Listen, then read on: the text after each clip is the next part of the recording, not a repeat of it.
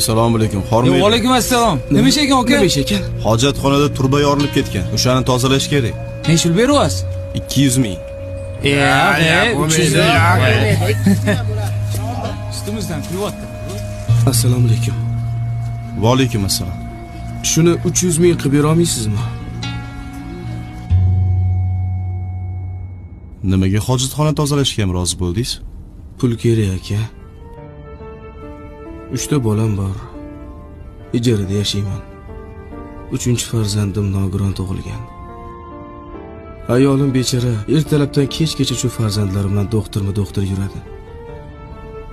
Endi o'zingiz o'ylab ko'ring aka.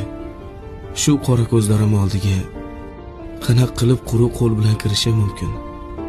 G'ururga qorin to'yg'izib bo'lmayapti. Oling.